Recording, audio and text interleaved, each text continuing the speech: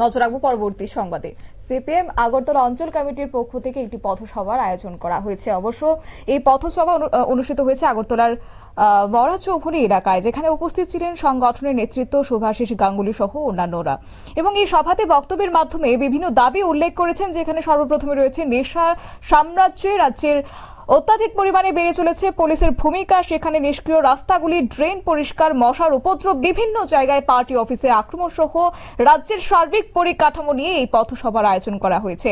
এই পথসভায় উপস্থিত ছিলেন সিপিএম নেতৃত্বরা, বক্তব্য রেখেছেন তারা। কি বলছেন শুনুন। মানুষের এই মৌলিক সমস্যাগুলোর কথা প্রতিদিন মানুষের কাছে বলছে বলে এটা অপরাধ?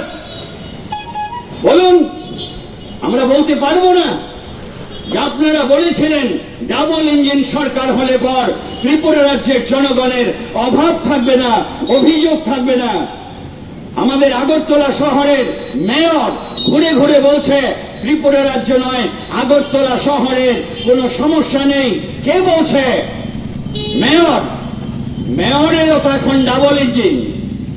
উনি শুধু মেয়র নন, একটা বিধানসভা কেন্দ্র থেকে নির্বাচিত। কিভাবে নির্বাচিত ওই আলোচনা এখানে করছি না। আমরা কোথায় যাচ্ছি? এই রাজ্যটাকে কোথায় নিয়ে যাওয়া হচ্ছে? অতীতের কথা স্মরণ করুন।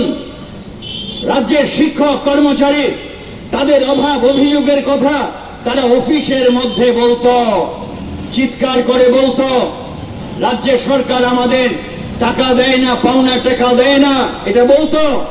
এখন শিক্ষক কর্মচারীরা নীরবে অফিসের মধ্যে বসে থাকে, সুযোগ পেলে আসছে ধীরে একটু বলে আমাদের তো টাকা আমরা পাই, যা পাই তা দিয়ে চলে না, সরকার তো আমাদেরকে আর টাকা দেয় না। আস্তে করে বলে কেন?